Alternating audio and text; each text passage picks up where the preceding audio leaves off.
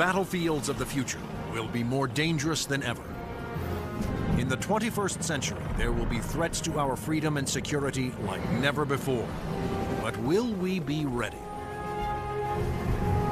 Battles will be fought on land and sea, but they will not be won without supremacy in the air.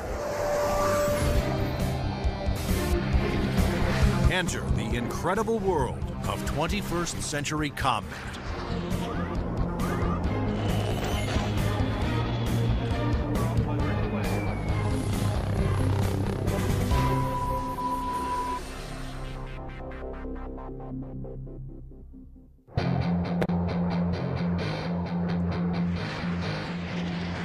Air power is the dominant strategic force. It's air power that lets you influence events and respond to events quickly. It's air power that lets you fight a war without putting hundreds of thousands of people on the ground. To date, Air Force F-15s have won more than 150 dogfights against enemy fighters without a single loss. And the Navy F-18 Hornet is widely recognized as the world's best carrier-based fighter bomber. But in the future, neither the F-15 nor the F-18 will be able to survive against deadly enemy anti-aircraft missiles. Surface-to-air missiles, or SAMs, are going to represent the biggest threat. Those very formidable systems developed in Russia or China will have to be taken out of action very quickly in any future conflict. The fighter of the future will need to be stealthy to slip past enemy radar. It must be able to take out anti-aircraft installations. And it must out-dogfight any enemy fighters that get in the way.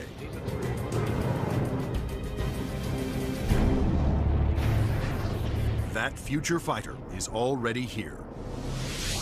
The F-22 Raptor, the air dominance fighter of the 21st century. Developed by Lockheed Martin, this advanced tactical fighter has been designed to be the first plane to cross enemy lines, clearing the way for all other forces.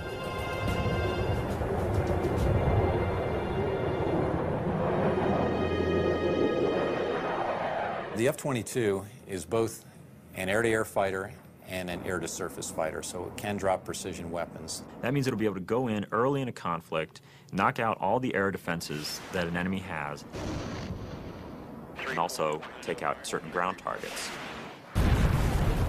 And open the door for all the U.S. forces, whether they're ground vehicles or other aircraft, to come in and continue the fight. The development of the F-22 Raptor first began in 1985, when the Air Force requested proposals for an advanced tactical fighter jet to replace the F-15 air superiority fighter. Military planners feared that the F-15 would not be able to counter new air and ground threats on the horizon. The result was the creation of the F-22. The capability of the aircraft is a quantum leap above what exists right now, and it's going to take air power and revolutionize it into a whole new world. In the battles of the future, stealth will be critical for all new fighters to avoid being seen by enemy radar. Non-stealthy aircraft just will not survive in the air battles of tomorrow. Stealth technology was created to counter advances in radar. Radar works by sending out radio waves and measuring the amount reflected back to determine the distance, speed, and course of an object. But stealth aircraft are designed with surfaces that deflect radio waves away, making them nearly invisible to radar. The world's first stealth production aircraft was the F-117 Nighthawk. The reason that airplane is faceted is a limitation of the computer technology at the time. It's easier to model a finite number of flat surfaces than it is a bunch of curved surfaces. And while the aircraft was a breakthrough at the time, the facets limited the plane aerodynamically. But now, thanks to more powerful computers, engineers can design aircraft that do not have to sacrifice aerodynamics for stealth. The F/A-22's aerodynamic slickness allows it to have the lowest drag of almost any aircraft ever produced. The F-22's aerodynamic superiority, combined with its stealth and firepower, make it a far better adversary than any aircraft before it. The F-15, which the F-22 will replace, has been a very successful fighter, but it is not stealthy. The F-117, while stealthy, carries no air-to-air weapons and is not designed for air combat. It relies on stealth and mission planning to protect itself. But the F-22, on the other hand, is not only stealthy, but comes with a full complement of air-to-air and air-to-ground weapons. The primary armament is in weapons bays underneath the airplane, where we carry 6 medium-range radar-guided missiles. By carrying the weapons internally, it preserves the stealthy shape of the plane. For closer infighting, the F-22 has short-range missiles and guns. Behind these two doors right here is the side weapons bay. This is where we carry a heat-seeking missile.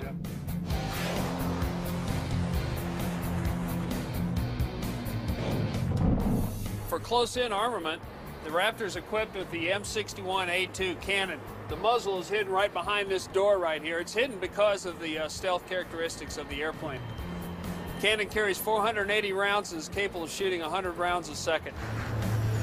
The F-22's advanced weapons systems will make it a formidable interceptor, as will its unique ability to find enemy aircraft without revealing its own position. When other planes use their radar, they become visible to every other radar system in the area. But that's not the case with the F-22. Perhaps the highest tech part of the airplane is the radome itself. Not only does the radome have to be stealthy, but it has to be able to transmit and receive its own radar signals. How the F-22 radar achieves that remarkable feat is classified. But what is known is that the F-22 can see enemy aircraft at a distance while remaining invisible to them. The first time that the bad guys will really know there's an F-22 in the area is when one of them blows up. Along with its advanced radar system, the F-22 is the first fighter to have supercruise, the ability to travel faster than the speed of sound without using its afterburners. A jet's afterburners boost speed by pouring fuel directly into the hot blast of the engines, adding fiery extra thrust. But afterburners are also wasteful, consuming enormous amounts of fuel, dramatically affecting the range and duration of a plane's mission. But the F-22 doesn't have that problem. Without using afterburners, it can supercruise at an incredible 1.5 times the speed of sound, over 1,000 miles per hour. This is all about our pilots being able to go fast, minimize the amount of time they are exposed to any threat, do the mission that we've sent them to do, turn around and come home safely. The F-22 is presently the only fighter in the world with supercruise, but it wouldn't be possible without a very unique set of engines.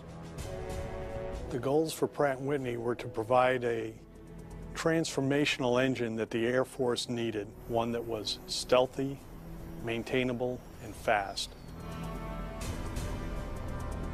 The F-119 PW100 was developed by Pratt & Whitney after years of research. It sets the new standard for jet engines. Along with its incredible supersonic ability, the F-119 incorporates thrust vectoring. Here we are at the rear end of an F-A-22 Raptor. First thing you'll notice are the nozzles for the F-119 engines. In flight, during a maneuvering dogfight, they actually move up and down and vector the thrust of the engine to provide maneuverability. It helps us turn inside any foe, maneuver at low or high speeds to outmaneuver another airplane or potentially an enemy weapon that's headed towards us. The F-22's stealth, supercruise, and vector thrusting are impressive breakthroughs, but its most outstanding feature may be its ability to nearly fly itself through advanced computerized controls. It relieves the pilot of all the duties, gives the pilot total freedom to just look out engaged in the combat scenario. In addition to monitoring its own performance, the F-22 constantly gathers data on other aircraft in the combat area and presents the most important information to the pilot. We're going to have information passed to us from either unmanned vehicles or from off-board sensors so that we can integrate data and use that information for targeting. And it's the way that we are driving our forces in warfare. We are much more integrated with both other services and with other platforms, and the F-22 fits right into that concept. The F-22 Raptor's total package of avionics, stealth, supercruise, and thrust vectoring make it the most technologically advanced fighter today. I've never been in an airplane that accelerates as fast, that's as agile, the ability to turn very sharply, and it just brings a great combination of the speed, the stealth, and the avionics to the fight that nobody else is going to be able to touch. But there will be future competitors, like the Russian Sukhoi 37, which features thrust vectoring and a radical forward swept-wing design. And the fifth-generation MiG, the 1.22, which some have nicknamed the F-22ski.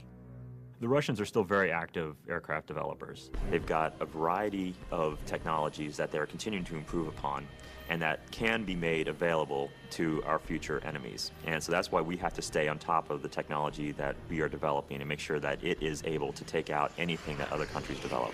When you look at the adoption by China of the Su-27 and the fact that it'll probably be modernized and improved, that brings up the need for more advanced fighter aircraft in the US.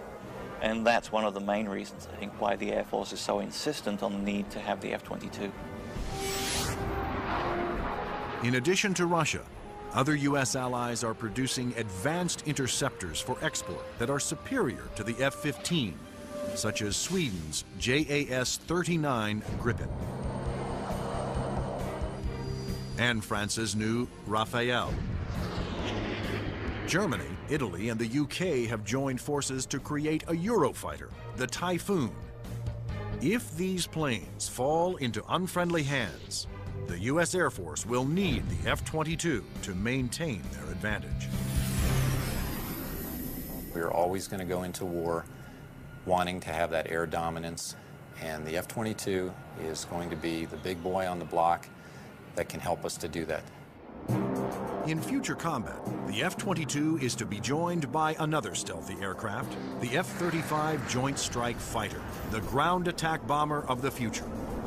Designed for the U.S. Air Force, Navy, Marines, and Britain's Royal Navy, the question is, will it work for every user?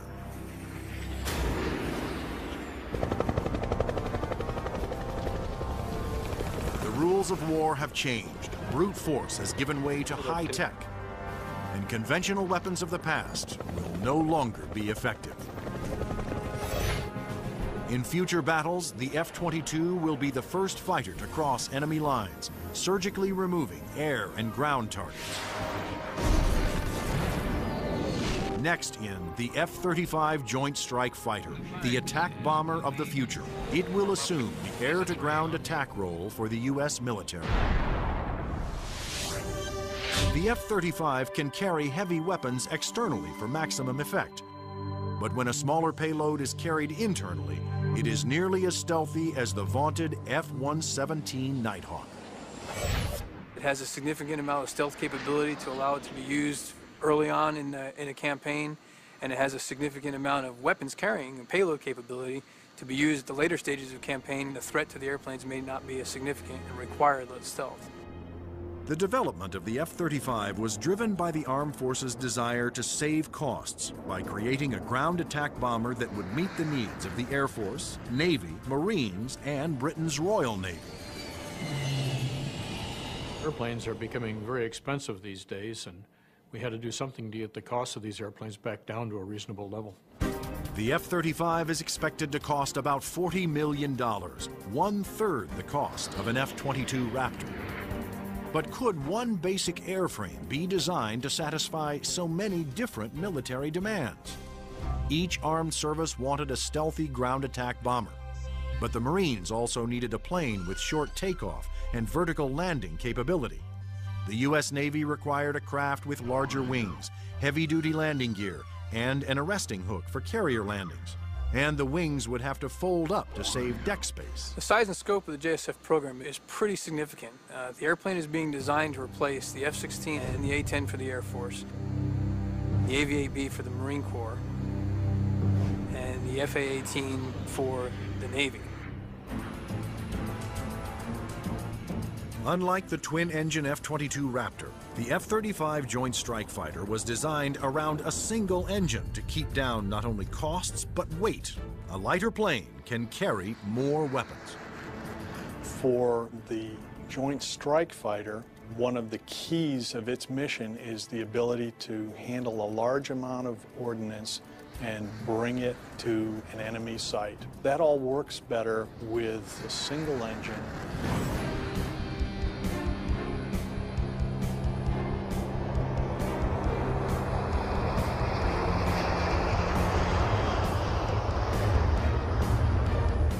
The Air Force version of the Joint Strike Fighter, the F-35A, made its first flight attempt on October 24, 2000. Tom Morgenfeld, who had been a test pilot for the F-22 Raptor, was at the controls. Well, a million things are going through your mind. Your eyes are everywhere, you're listening, you're watching. Your senses are tuned to an incredible level because you're sensing and feeling the airplane for the very first time. It flies wonderfully. It's definitely a pilot's airplane. The Air Force testing went smoothly. Next, a Navy version was built with heavy-duty landing gear and wider wings for the slow speeds needed to land on carriers. Navy test pilots flew touch and goes, demonstrating the F-35's ability to land within the space of a carrier's flight deck. But the most difficult challenge still lay ahead for the F-35 program. The Marine Corps needed a version that could perform short takeoffs and vertical landings, STOVL for short. The STOVL capability is extremely important to the Marine Corps because the airplane can go just about anywhere that the rest of the forces can go. It's not limited to needing a large runway. It doesn't need a really big ship to operate off of. Engineers at Lockheed Martin, the designers of the F-35 Joint Strike Fighter, took a hard look at the AV-8B Harrier, the STOVL fighter that the new aircraft would have to improve upon. The Harrier is a great airplane if you look at the fact that it's basically 1960s technology. It's achieving all those wondrous STOVL flight sort of maneuvers without the aid of a lot of computers. The Harrier's ability to take off, hover, and land vertically is achieved by vectored thrust. The powerful force of its jet engine is directed downwards through 4 nozzles that can pivot 90 degrees. I was brought in because I am a Harrier pilot with almost 1,600 hours in that airplane. So all of the lessons learned I have from the Harrier airframe and operational experience I have, I was able to bring to the program and use those to help evaluate the X-35 STOVL version. For hovering, engineers gambled on a radical new system. They planned to supplement the vectored thrust method by harnessing the jet engine to a drive shaft that would power a fan to blast air downward. In 1991, we unveiled this shaft-driven lift fan system to the technical world. Some actually said, "You gotta be kidding me. Are you guys serious?" The lift fan required doors to open behind the pilot on the top and bottom of the plane to draw in more air. The fan would blast air down mid-ship, while the jet nozzle in back swiveled, blowing its powerful exhaust down to create a balanced lift force. The shaft-driven lift fan system allows you to harness a lot more energy out of what the engine is producing. But harnessing a jet engine to a drive shaft proved to be extremely difficult. The mechanical energy we were dealing with in the shaft-driven lift fan system was very large. We had 28,000 horsepower being transmitted from the drive shaft from the main engine to the lift fan. And that's similar to the power going through a U.S. naval destroyer. The lift fan's ability to blend large amounts of cool air with the hot jet exhaust provided another important benefit. One of the things we learned in JSF was to combine the jet exhaust to get a lower combined temperature than the Harrier. This allowed us to avoid some of the problems with concrete, where the concrete would actually burst and explode under the high temperature and high jet exhaust from the Harrier. At the Lockheed Martin test facility in Palmdale, California, the revolutionary lift fan system was put to the ultimate test, in the air. If the lift fan failed during hover, the plane would crash.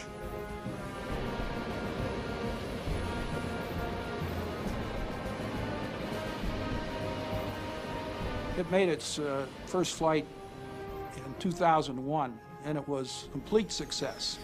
And at that time, I didn't hear any more from the people who had been saying for years, this thing will never work. It worked. Now, all three versions of the F-35 for the Air Force, Navy, and Marines are being developed and further tested for mass production. The United States, Britain, and their allies are expected to order more than 4,000 Joint Strike Fighters, which will replace most American-built fighter bombers in use today. The handling qualities and performance are stunning. It really is a pilot's airplane. It sort of makes you feel like a little boy. You want to take it home and tuck it under the pillow with you at night. It's just a pilot's airplane. In future air conflicts, the F-22s will be used to establish air dominance. Then waves of stealthy F-35 Joint Strike Fighters will use their superior weapons-carrying abilities to attack other major ground targets. The Joint Strike Fighter is going to be the backbone airplane for hauling freight. It is going to be the muscle part of sustained forces. Commanders can also alter an F-35's mission in the air as situations change during the battle.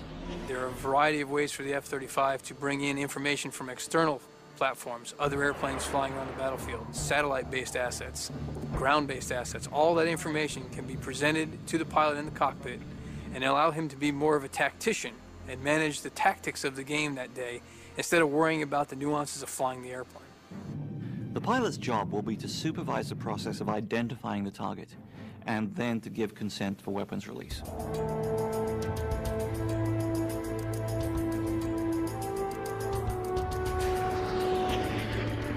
The Joint Strike Fighter will be able to carry a wide range of weapons, to include the heavier weapons such as the 2,000-pound bunker busters and 2,000-pound blast weapons. The Joint Strike Fighter's 1-ton bunker busters and blast bombs will be guided to their targets with pinpoint precision by JDAM tail kits. The Joint Direct Attack Munition, or JDAM, is a kit that can be put on any bomb to give it the brains to know where to go, and the movable tail fins to guide it there. JDAM is a guidance kit that came after Desert Storm.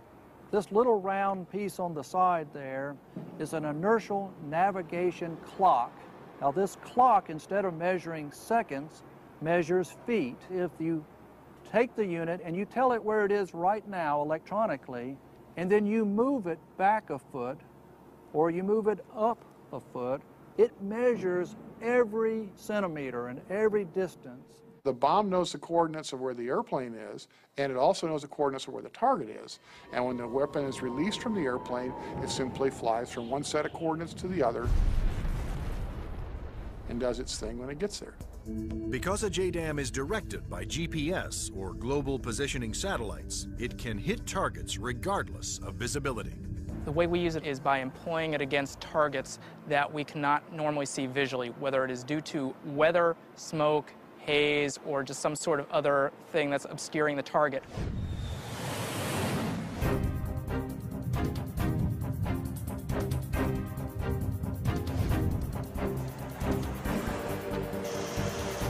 As a JDAM falls, its inertial clock keeps track of its position and signals the tail to make course corrections, directing it to the target.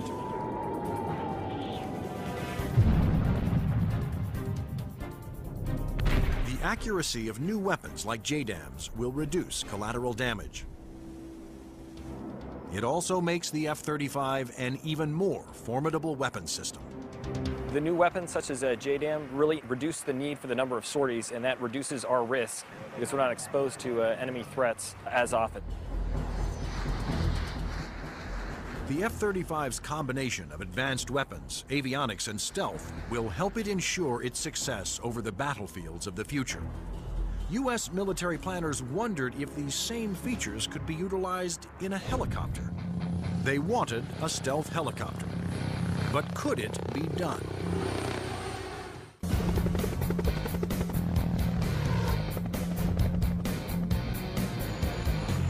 Over the last 50 years, helicopters have evolved from slow-moving multi-purpose support vehicles to fast-moving frontline attack ships.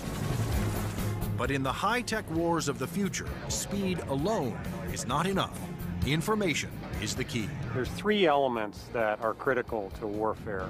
The ability for you to know more than the enemy, the ability to maneuver quickly around an enemy and gather more information about them, and the ability to provide precision firepower at the enemy. In future conflicts, after the F-22 Raptors and the F-35 Joint Strike Fighters have cleared the way, surveillance and attack helicopters will support ground troops as they move in to secure the area. We like to be down low where the action is, and we like to be down low where the threat can't see us. But at such low altitudes, helicopters are vulnerable to a wide assortment of ground-to-air weapons. All the simple systems, the guns, unguided rockets, the surface-to-air missiles, it's got to deal with all of that, and it's got to deal all of it effectively. The Pentagon has responded with a two-pronged strategy to counter this threat: inexpensive, expendable unmanned helicopters and stealthy manned helicopters. Unmanned helicopters will be primarily used for surveillance and for gathering targeting information. Fire Scout, designed by Northrop Grumman, was specifically developed to take off and land on Navy ships.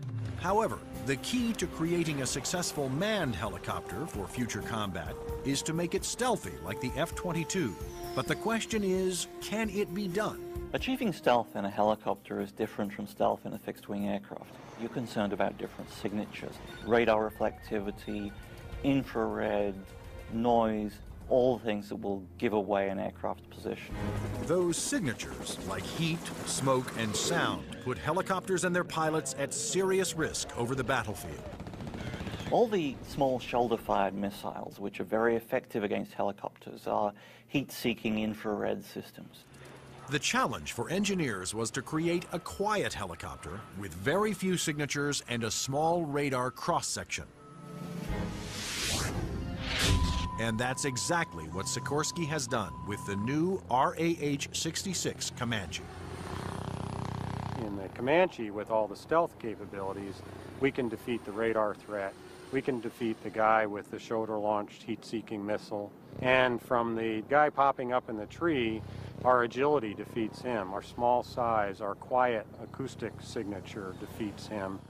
Often the first thing you hear from a helicopter is the sound of the wake from the main rotor hitting the wake from the tail rotor. In the Comanche, the fan tail is shrouded, so there is no interaction between the fan blade tips and the main rotor tips, and it's also canted slightly. And those all contribute to reducing the acoustic signature. Engineers also experimented with the main rotor to find a quieter design. If you look at a Comanche, it's got a 5-blade rotor, and what that does is it cuts down the normal chop, chop, chop sound from a helicopter into a more discreet whir that kind of blends into the background. Reducing the heat signature of a helicopter is also essential to making it more survivable. When you look at a Comanche, the first thing you ask yourself is, where's the exhaust? Where does all this hot air get out of the engine? The Comanche's exhaust actually escapes through the tail boom, where it is instantly dispersed by cool air from the rotor. That missile has to have something to home in on, and that's a heat signature. Comanche defeats that by the engine exhaust being mixed with ambient air and cooling it so that there's no longer a heat plume for that missile to home in on. To defeat radar, the Comanche utilized the stealth secrets first developed for the F-117 Nighthawk. There are no radar-reflecting right angles on its outer fuselage, and all weapons are carried internally to help keep its stealthy shape. What's interesting about the helicopter is some of the things that achieve stealth actually make the helicopter better. Things like the retractable landing gear and the retractable weapons bays, that also makes it sleeker and faster. So once you've bought into the stealth part of it, you get other superior attributes. The main role of the Comanche is to give commanders an overview of the battlefield by providing up-to-the-minute information. Comanche is going to be basically their flying cavalryman. It's going to dart in and out, slash and cut, be a reconnaissance vehicle. As Comanche's two pilots gather data, their computer shares that data with other Allied forces. When the Comanche finds the enemy, he's going to kind of direct like a quarterback to apply the firepower to defeat that enemy.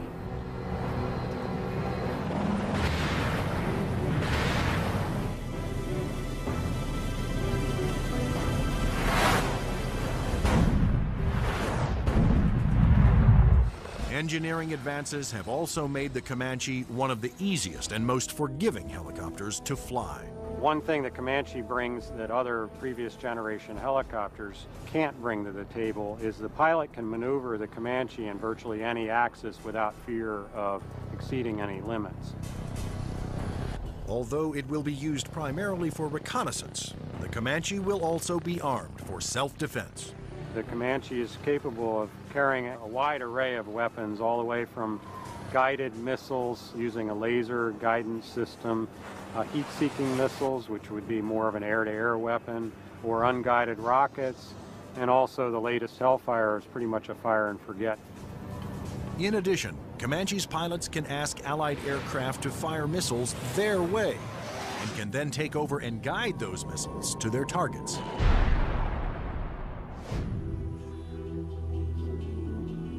If the Comanche is hit, its computer system can often fix itself by reassigning vital functions to undamaged computer cards.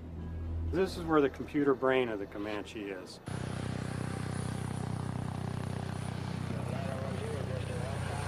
In support of its reconnaissance mission, Comanche can control as many as 5 unmanned aircraft. When the Comanche may be employed, it may have little vehicles that it launches out, so it has its own little eyes over the hill so it can see what's going on without putting itself at risk. In addition to launching its own unmanned air vehicles, Comanches may be aided on the battlefield by swarms of LOCAS, small intelligent missiles with their own computer brains. It's about 31 inches long, weighs a little over 100 pounds, carries a single warhead, has a laser radar. In other words, it has a scanning laser beam that generates pictures. The LOCAS also communicate with each other and cooperate in searches and attacks. You could have a swarm of LOCASes, each of which has its own eyes, each of which is thinking, but each of which is communicating with each other. Send that imagery back to the operators who could either use these as surveillance probes or, in fact, as weapons themselves. Weapons like LOCAS reflect the trend toward electronically linking all Allied forces and weapons so that information can be shared and used by all. By networking aircraft over the battlefield, with surveillance platforms and other weapons systems, commanders can quickly change missions to take advantage of up-to-the-minute information. The key to the air battle of the future is not necessarily stealth, speed, or firepower. It's going to be information. Unmanned air vehicles, or UAVs, will provide a large part of that information while flying long-duration surveillance missions. So, will the Air Force of the future have no pilots? Since the very first use of airplanes in war, military planners have looked for ways to make aircraft more effective and more lethal. Once so secret their very existence was denied by the government, unmanned air combat vehicles, or UCAVs, are now poised to take the preeminent role in 21st century air combat.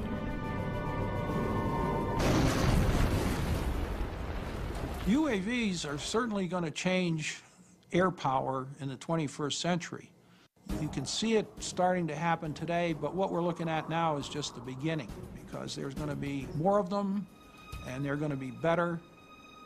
Unmanned aerial vehicles allow the military to do more with less, to put more aircraft into the air than you otherwise would be able to because of the limited number of pilots that you might have, or where it might be too risky.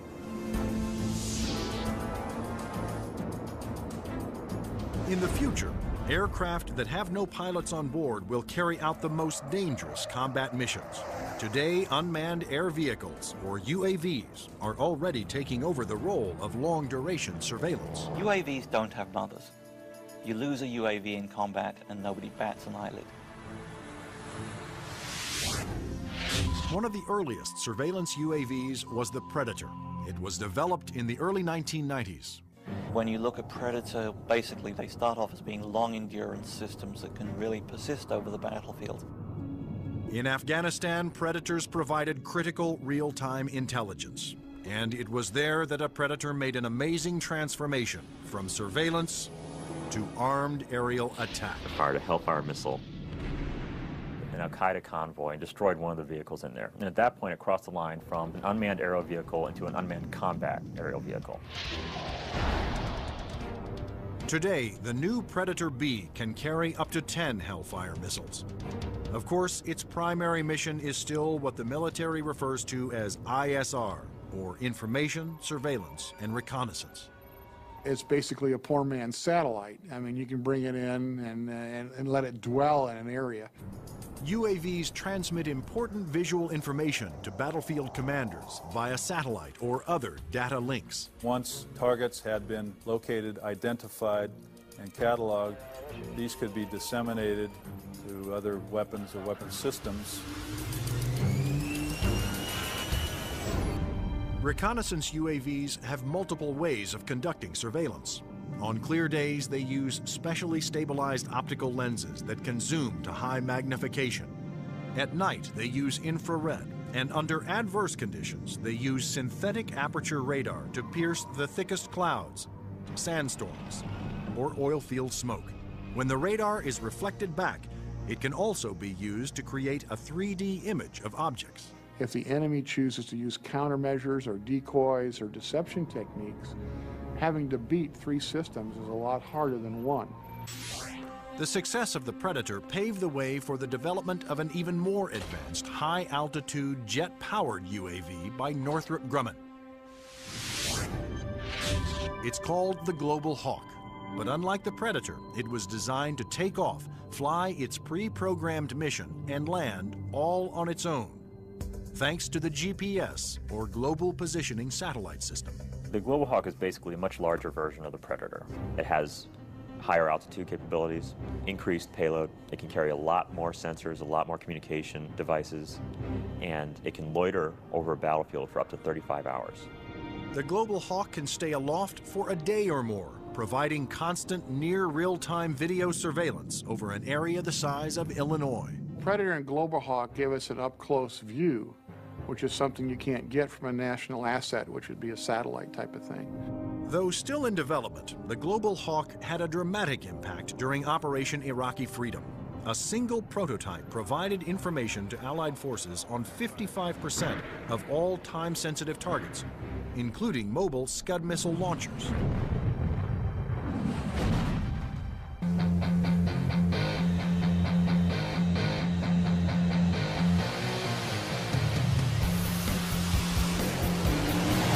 Like the Air Force, the Navy wanted its own autonomous UAVs.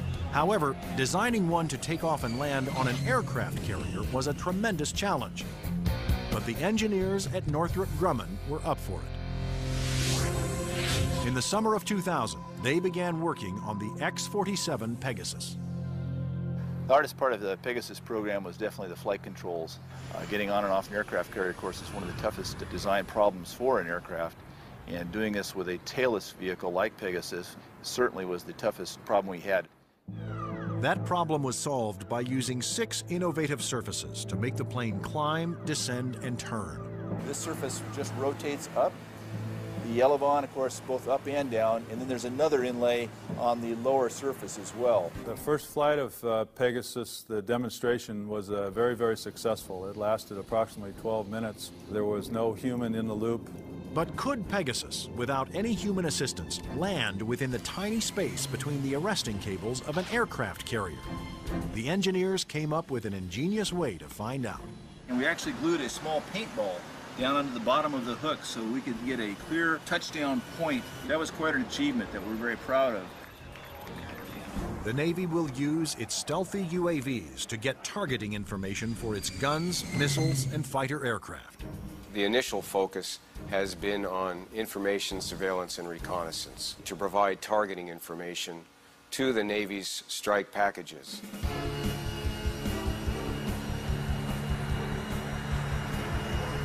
But many future UAVs, such as Boeing's X-45 unmanned bomber, will be heavily armed.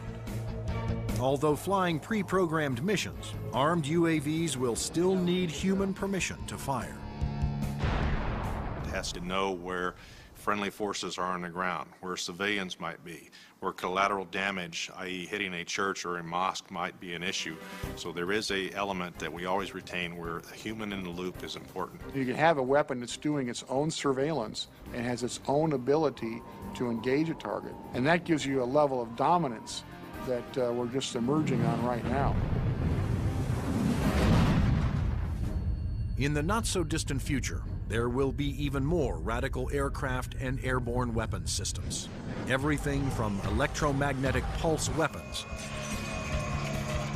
to powerful airborne lasers to hypersonic aircraft that can fly to anywhere in the world in 2 hours or less. But how soon will these high-tech secrets become a reality?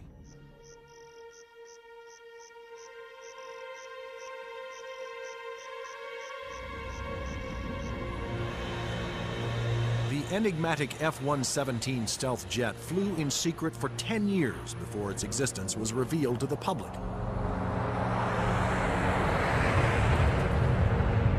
Some of the unclassified projects that are acknowledged by the Pentagon seem more like science fiction than reality.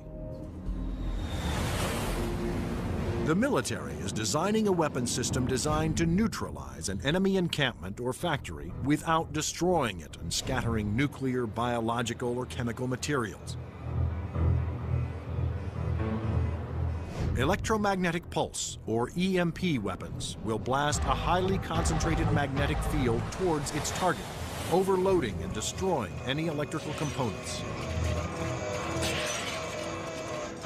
The small electromagnetic pulse weapons offer some pretty startling capabilities. You can essentially completely destroy an enemy's electronic infrastructure in a very precise way. You can fly over a small facility, only a couple of acres, fire it, and suddenly none of their computers work, none of their weapons work, none of their electronics at all will work. Researchers are also experimenting with an airborne chemical laser. An entire aircraft has been turned into a chemical energy plant that points that laser at a target and burns through missiles. This aircraft will fly at higher altitudes and will primarily be used for Scuds or for ballistic targets that would be fired from one country to another.